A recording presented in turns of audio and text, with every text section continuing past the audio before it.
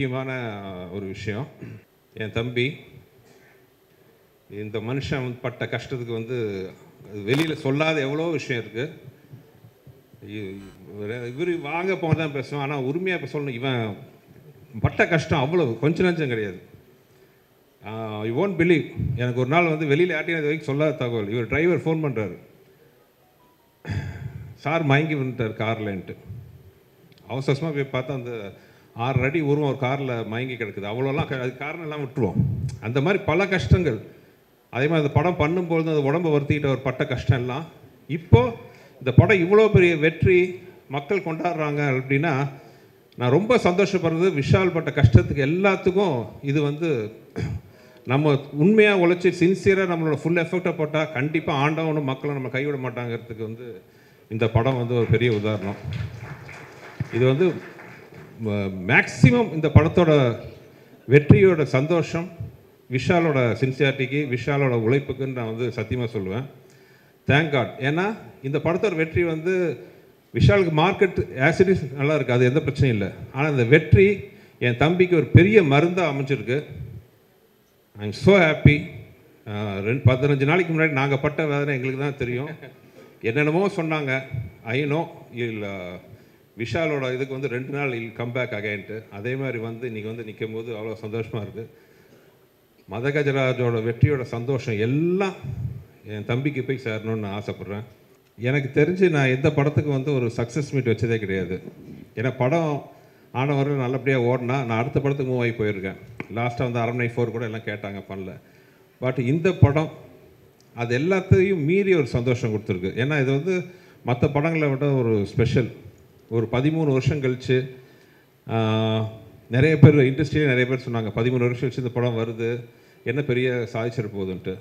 ஆனால் வந்து மக்களுக்கு வந்து இந்த படத்து மேலே நம்பிக்கை இருந்துச்சு, ஒரு எதிர்பார்ப்பு. ஏன்னா ஃபஸ்ட்டு அந்த படத்தோட நாங்கள் அனௌன்ஸ் பண்ணோடனே அவங்க கொடுத்த ட்ரெமெண்டஸ் ரெஸ்பான்ஸ் பார்த்தீங்கன்னா மைண்ட் ப்ளோயிங். இந்த நேரத்தில் இந்த படம் வெளிவர முக்கியமாக காரணமாக இருந்த சில பேருக்கு நான் நன்றி சொல்லணும். முக்கியமாக தயாரிப்பாளர் மனோகர் பிரசாத் சார். இத்தனை வருஷத்துக்கு அப்புறமும் இத்தனை பிரச்சனைக்கு நடுவில் இந்த படத்தை ரிலீஸ் பண்ணணும் முழு மூச்சாக ஒர்க் பண்ண மனோகர் பிரசாத் சார். படத்தை பார்த்தோன்னே பிடிச்சி அதுக்கான முயற்சிகள் எடுத்த திருப்பூர் சுப்பிரமணியன் சார். அதுக்கப்புறம் இந்த படத்தை நாங்கள் வெளிக்கொண்டு வரணுன்னா சில விஷயங்களுக்காக, சில விஷயங்களில் ரொம்ப முக்கியமான விஷயத்துக்காக எங்கள் மேலே நம்பிக்கை வச்சு நாங்கள் கேட்ட உடனே ஒரு வார்த்தை பேசாமல் ஒரு மிகப்பெரிய ஒரு ஆதரவு கொடுத்த ஏசி சண்முகம் சார், என் தம்பி ஏசிஎஸ் அருண்குமார் அவர்கள், உறுதுணையாக இருந்த திரு மதன் அவர்கள், எல்லாருக்கும் இந்த நேரத்தில் நான் பெரிய ஒரு நன்றி சொல்லிக்கிறேன். அப்புறம் என்னோடய மிகப்பெரிய நன்றி பார்த்திங்கன்னா, நான் அதான் தெய்வங்கள்னு சொல்கிற ரசிகர்கள். படம் ஆரம்பத்துலேருந்து அந்த இந்த படத்துக்கு அவங்க கொடுத்த ஆதரவு, அதுக்கு சப்போர்ட்டாக துணை நின்ற மீடியா, சோஷியல் மீடியா, பத்திரிகை சகோதர சகோதரிகள், பெரியவர்கள் அனைவருக்கும் என்னுடைய மனமார்ந்த நன்றி. என்ன வார்த்தையே இல்லாமல் தான் தடுமாறேன். ஏன்னா ஒரு இந்த படம் ஜெயிக்கும்னு நம்பிக்கை இருந்துச்சு எனக்கு. ஆனால் இவ்வளோ பெரிய வெற்றி, இவ்வளோ பெரிய ஆதரவு, அதாவது என் கேரியரில் நான் சொல்கிறேன், என் படம் இல்லை மற்ற படங்களுக்கும் சேர்த்து இந்த மாதிரி வந்திருக்குமான்னு தெரில. 100க்கு 99.99% வந்து பார்த்தவங்க எல்லாருமே இந்த படத்தை வந்து ரசித்து ரொம்ப பாராட்டி பேசும்போது எனக்கு என்ன சொல்கிறதுனே தெரில. போன இன்டர்வியூவில் நான் கூட நான் சொல்லியிருந்தேன், எனக்கு திருப்பி கொடுக்க முடிஞ்சது வந்து என்னோடய நன்றியும் சில சொட்டு கண்ணீரும் தான். அந்த அளவுக்கு வந்து மிகப்பெரிய வெற்றி அவங்க கொடுத்துருக்காங்க. அதேமாதிரி இந்த படத்தில் ஒர்க் பண்ண ஆர்டிஸ்ட் எல்லாத்துக்கும், ஏன்னா அது வந்து கொஞ்சம் ஷூட்டிங்கே வந்து ரொம்ப ஈஸியான விஷயம் கிடையாது. நான் நிறையா தடவை சொன்ன மாதிரி என் குருநாதர் மணிவன் சார், மனோகரா சார் எல்லாம் நிறையா நான் அவங்கள சொல்லியிருக்கேன். அதே மாதிரி மெயினாக நடித்த ஹீரோயின்ஸ் 2 பேரும் 13 வருஷம் கழிச்சும் இன்னும் அழகாக கிளாமரஸாக ரசிகர்களோட கனவு கண்ணியாக வளம் வர்ற அளவுக்கு அருமையாக இருக்கிற அஞ்சலி அண்ட் வரு 2 பேருக்கு தேங்க்ஸ். இதில் என்னென்னா வரு வந்து லாஸ்ட் மினிட்ல தான் அந்த ஷூட்டிங் வந்தாங்க. ஆக்சுவலாக ஒரிஜினலாக வந்து வேறு ஹீரோ நடிக்க வேண்டிய கேரக்டர். நாங்களாம் ஷூட்டிங் காரைக்குடி போயிட்டோம். நாளைக்கு அந்த ஹீரோயின் வரணும். டியூ டு சம் ரீசன்ஸ் கொஞ்சம் டேட் இஷ்யூ ஆச்சு, ஒரு வாரம் தள்ளி வர மாதிரி. பட் எங்களால் வந்து அந்த ஒரு வாரம் எல்லாம் காம்பினேஷன் இருந்துச்சு. ஜஸ்ட் ஒரு ஐடியா வந்து பண்ணி வரு கேட்டோன்னா உடனே ஸ்போர்ட்டிவாக ஒத்துக்கிட்டு வரு வந்தாங்க. ஸோ தேங்க்ஸ் டு வரு. அப்புறம் என்னோடய லக்கி ஹீரோயின் அஞ்சலி, கலகலப்பு சூப்பர் ஹிட். அதுக்கப்புறம் மதகஜராஜா 2 பிளாக் பஸ்டர் மூவிஸில் வந்து என்னோட ராசியான ஹீரோயினாக ஒர்க் பண்ண அஞ்சலி. எனக்கு ரொம்ப கம்ஃபர்ட்ஸ் ஒரு ஒர்க்கிங் ஜோன் வந்து அஞ்சலி கூட இருக்குது. ஏன்னா ஒரு டைரக்டராக நம்ம சொல்கிறத நம்பி ஒரு ஆர்டிஸ்ட் பண்ணும்பொழுது அது ஹீரோக்கள் கூட எனக்கு அந்த கம்ஃபர்ட் ஜோன் வந்திருக்கு. கார்த்திக் சார், விஷால், இவங்கெல்லாம் வந்து முழு மூச்சாக வந்து நம்பி இறங்குவாங்க. ஓகே, அவங்களுக்கு பிடிக்கலையோ நம்ம என்ன சொன்னாலும் வந்து ஒத்துக்கிட்டு இறங்குவாங்க. அந்த கான்ஃபிடன்ஸ் தான் நமக்கு பெரிய பூஸ்டர். அந்த கான்ஃபிடென்ட்டே வந்து நமக்கு கொஞ்சம் பயமும் வரும். ஐயோ இவ்வளோ நம்பி நம்மளை பண்ணுறாங்களே, நம்ம அவங்களுக்கு கரெக்டாக ரிசல்ட் கொடுக்கணுமே, அந்த பயம் ஒன்று வரும். அப்படி இல்லாமல் ஒரு டைரக்டரோட ப்ரொஃபஷனில் தலையிட்டாங்கன்னு வைங்களேன், ஓகே நீங்கள் சொல்கிறீங்க நான் செய்கிறேன்ட்டு நம்ம பொறுப்பை வந்து ஷேர் ஆகிடுது. வேறு அந்த டைரக்டரை நம்பி நீ ஓகே சார் நம்பி வரோம், நீங்கள் நல்லபடியாக பண்ணுங்கிற போது எங்களோட பொறுப்பு அதிகமாக கூடியிருது. அந்த வகையில் பார்த்தீங்கன்னா அதே மாதிரி அஞ்சலி. சில ஹீரோயின்ஸ் தான் வந்து நம்ம என்ன சொன்னாலும் நம்பி ஒரு படத்தில் ஆற்றுல குதிக்க சொன்னால் குதிச்சிட்டாங்க உண்மையாகவே. அந்த மாதிரி ஒரு நம்பி இறங்குற ஹீரோயின். வெறும் அழகு மட்டும் இல்லாமல் திறமை இருக்கிறதுனால தான் இவ்வளோ நாளாக. ஏன்னா அவங்க வந்து ஒரு சின்ன பொண்ணாக நான் வந்து முதல்ல அவங்க கூட ஒர்க் பண்ணேன் லாங் ஆகும். என் வயசை சொல்லி என்னை டேமேஜ் பண்ண மாதிரி அது எந்த வருஷத்தை நான் சொல்லலை. அப்போ ஆரம்பித்து இந்த நிமிஷம் வரைக்கும் வந்து ஒரு டாப் ஹீரோயினாக இருக்கிறாங்க. Congrats Anjali, and thanks for the cooperation you given to this movie. Thank you. அப்புறம் சந்தானம் நான் பார்த்தீங்கன்னா ஒர்க்கிங் ரிலேஷன்ஸ் எக்கச்சக்கம். இதுக்கு முன்னாடி நான் போன இன்டர்வியூலேயே கலகலப்பூர் 5 நாள் தான் பண்ணார்.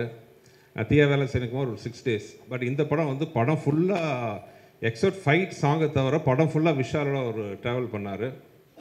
அது ஒரு ரிசல்ட் இப்போ வந்து சூப்பராக வந்திருக்கு. சந்தானம் அண்ட் சோனு சூட். இன்ஃபேக்ட் வந்து சின்ன இந்த இடத்துல மெட்ராஸில் ஷூட்டிங் கொஞ்சம் தடங்கள் வரும்போது I want to thank other one important character mister Kiran. மனோர் சாரோட ஹைதராபாத்தில் எல்லாம் அவர் இங்கேருந்து ஒரு 2 நாள் ஷூட்டிங் நான் அங்கே போய், ஏன்னா இங்கே பார்த்தீங்கன்னா கேப் விட்டு பார்த்தா ஷூட்டிங் என்னால் ஒரு கோர்வையாக முடிக்க முடியல. மனோர் சார்கிட்ட போய் சொல்லி ஒரு 2 நாள் தான் சார் ஷூட்டிங் ஹைதராபாத்லேருந்து அங்கே போய் உட்காந்து ஒரு கண்டினியூஸாக 30 நாள் 35 நாள் இருந்து படத்தை நாங்கள் முடிச்சுட்டு வந்தோம். கிரண் சார் இன்னும் எவ்வளோ நாள் சார் ஷூட்டிங் 2 நாள் சொல்லிவிட்டு படத்தை முடிச்சுட்டு வந்தோம். ஸோ இந்த சந்தர்ப்பத்தில் தேங்க்ஸ் டு கிரண் சார். அதுக்கப்புறம் என்னோடய பில்லராக கூட சப்போர்ட் நின்ன வெங்கட், அப்புறம் சூப்பராக பண்ண ரிச்சர்ட், ஸ்ரீகாந்த், அப்புறம் எப்பவுமே என்னோடய சுந்தர்சி தான் பக்கத்துலேயே தேடலாம் விச்சு, என்னோடய ப்ரெஷர் கிஷர் எல்லாத்தையும் தாங்கிக்கிற என்னுடைய நண்பர், ஆர்ட் டைரக்டர், அப்புறம் ப்ரொடக்ஷன் சீஃப் பாலகோபி சார், அப்புறம் என்னோட மிஸ்டர் மணி, எல்லாருக்கும் இந்த நேரத்தில் தேங்க்ஸ். அப்புறம் இப்போது 13 வருஷம் கழிச்சும் அந்த சாங்கை கேட்கும்போது நிறைய பேர் சொல்கிறாங்க படத்தை பார்க்கும்போது படம் வந்து ஃப்ரெஷ்ஷாக இருக்குன்ட்டு. ஆனால் சாங் கேட்கும்போது ஆர்ஆர் கேட்கும்போது பார்த்தீங்கன்னா அந்த படத்தில் ஆக்சுவலாக காமெடிக்கு வந்து ஆர்ஆர் ரொம்ப முக்கியம். காமெடி ஆகட்டும், அந்த ஹீரோயிசம் வரும்போது அந்த ஆர்ஆரில் தூக்குறதாகட்டும், வெறும் பாட்டு மட்டும் இல்லை, one of the best RR என் படங்களை நான் பார்த்தது பார்த்தீங்கன்னா இந்த படத்தில். Thanks to Vijay sir. ஒரு சாதாரண சீன்கள்லாம் கூட பார்த்தீங்கன்னா அந்த ஆர்ஆரில் அவ்வளோ எலிவேஷனு. அதே மாதிரி சாங்ஸ் ஆகட்டும், என் வாழ்க்கையில் நான் அதிகமாக உட்காந்த சாங் இந்த படத்தில் தான். கிட்டத்தட்ட கம்போசிங் ஒரு 5-6 நாள் அவரை போட்டு டார்ச்சர் பண்ணணும். ஏன்னா ஏதோ வித்தியாசமாக வார்த்தை வரணுன்ட்டு. அந்த பாட்டு எப்படியோ லீக் வெளியில் வந்தால் கூட பெரிய அப்போ வரவேற்பாக பெருசாக ரீச் ஆகலை ஆடியன்ஸுக்கு. எனக்கு பெரிய ஏமாற்றமாக இருந்துச்சு. இந்த பாட்டு பெரிய லெவலில் ஹிட் ஆகணுமே, என்னடா இன்னும் ஹிட் ஆகலை அப்படின்ட்டு நான் ரொம்ப ஏங்கிட்டு இருந்தேன். ஒரு நம்ம ஜட்ஜ்மெண்ட் தப்பாகி போச்சா, விஜய் ஆண்டனி அவ்வளோ டார்ச்சர் பண்ணி இந்த பாட்டை வாங்கினோமே, ஏன் அதுக்கு அவ்வளோ ரிசப்ஷன் அவ்வளோ ரீச் ஆகலைன்னு நினச்சேன். ஆனால் என்னோடய குறையெல்லாம் தீர்ந்துருச்சு. இந்த படத்தில் தொம்பைக்கு தொம்பைன்னு ஒரு சாங்கு. ஆக்சுவலாக அந்த சாங்லாம் பார்த்திங்கன்னா சுத்தமான தமிழ் வார்த்தைகள். திரு வானமாமலை அவர்கள் வந்து பழைய நாட்டுப்புற பாடலாம் கோர்த்து ஒரு புக்கு வச்சுருந்தார். அதுலேருந்து எடுத்த வார்த்தைகள்லாம் அத்தனையுமே நானும் விஜயும் உட்காந்து கோத்து அது பண்ணணும். கிட்டத்தட்ட என் லைஃப்பில் ஒரு வாரம் நாங்கள் வந்து கம்போசிங் மட்டும் உட்காந்தோம். இப்போ அந்த பாட்டோட வைப்பு பார்க்கும்போது அவ்வளோ சந்தோஷமாக இருக்குது. என்ன ஆர்கஸ்ட்ரேஷன் பண்ணியிருக்கார் விஜய், தேங்க்யூ விஜய். அதே மாதிரி சிக்குபுக்கு ரயில் வண்டி, அந்த சிக்குபுக்கு ரயில் வண்டி வந்த கதையை பார்த்தீங்கன்னா ஒரு வித்தியாசமான கதை. நானும் விஜயும் உட்காந்து பேசிகிட்டு இருக்கோம். பக்கத்து ரூமில் ஒரு இன்ஜினியர் ஏதோ ஒர்க் பண்ணிட்டு இருந்தார். ஒரு சாங் கேட்டுச்சு. என்ன விஜய் நல்லா இருக்கே சாங்கு. இல்லை சார் வேறு படத்துக்கு போட்டேன், அவங்க வேணான்னு சொல்லிட்டாங்க அப்படின்ட்டு. ஐயோ நல்லா இருக்க, ஒரு தடவை ப்ளே பண்ணி பார்க்கலாம். ப்ளே பண்ணி பார்த்தா அந்த சாங் சூப்பராக இருந்துச்சு. விஜய் என்ன இப்படி ஒரு அருமையான சாங்கு நான் எடுத்துக்கிறேன்னு சொல்லி அப்படி ஒரு சுச்சுவேஷன் க்ரியேட் பண்ணி தான் அந்த பாட்டு இப்போ வந்து எல்லா திருவிழாலையும் அந்த பாட்டு ஒலிக்காத இடமே கிடையாது. ஸோ அந்த மாதிரி விஜய் ஆண்டனியோட இது. அப்புறம் ஜெமினி ப்ரொடக்ஷன்ஸ், இப்படியெல்லாம் ப்ரொடக்ஷன் அமையறதுக்கு உண்மையாகவே டிலே ஆச்சுங்கிறது வேறு விஷயம். பட் ப்ரொடக்ஷனில் வந்து அந்த படம் பண்ணிகிட்டு இருக்க போது ஒரு வார்த்தை வந்து உங்களுக்கு இது வேணுமா, இது தேவையா, செலவு கம்மி பண்ணுங்கள், அந்த ஆர்டிஸ்ட் எதுக்கு, கதை இப்படி இருக்கா, சீன் இப்படி இருக்கா, ஒரு வார்த்தை கேட்கல.